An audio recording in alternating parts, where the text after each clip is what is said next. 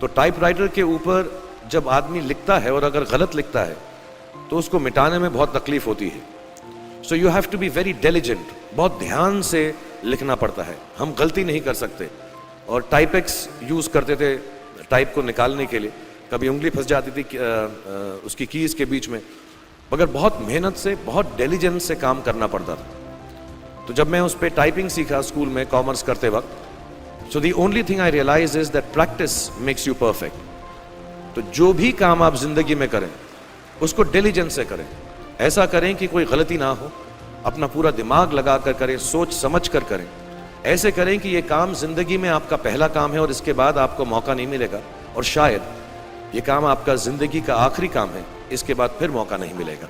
So do it with that kind of diligence.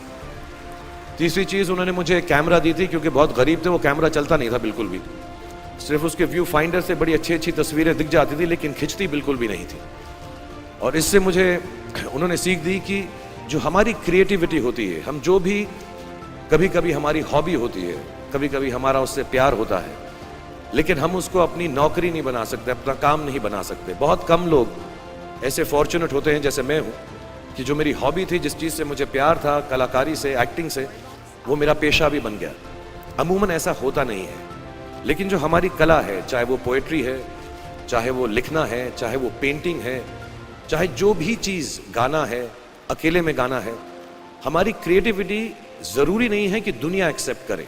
जैसे उस camera की तस्वीरें दिखती नहीं है लेकिन उसमें देखने से खूबसूरत लगता है हर कुछ, वैसे ही आपकी जो क्रिएटिविटी है वो अपने लिए रखें, क्योंकि ज़िंदगी में कभी ना कभी, कहीं ना कभी ऐसा मुकाम आएगा जब आप बहुत अकेला फील करेंगे। हो सकता है दुख का समय भी आए, उस वक्त आपकी जो क्रिएटिविटी है वो आपकी सबसे अच्छी दोस्त होगी, दुनिया उसको माने या ना माने। मैं बहुत ख़राब पोइट्री करता हूँ, लेकिन जब भी दुखी होता हूँ तो लिख लेता हूँ। सराफ साहब से मैं अब सीखना भी चाहता हूँ।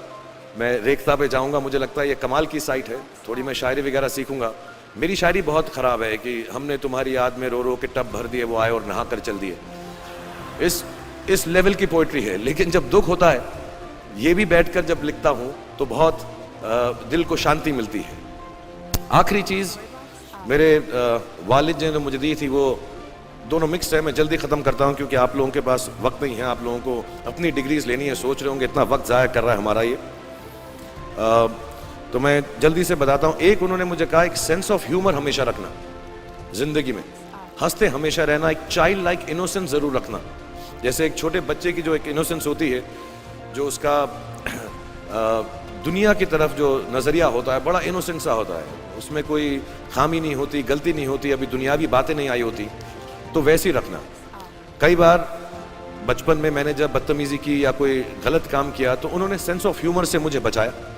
और ज़िंदगी भर अगर आप अपने ऊपर, अपने हाल पे, दुनिया पे, क्योंकि लोग आपसे हर कोई बात कहेंगे, अच्छी बात भी कहेंगे, बुरी बात भी कहेंगे, क्योंकि लोगों का काम है कहना।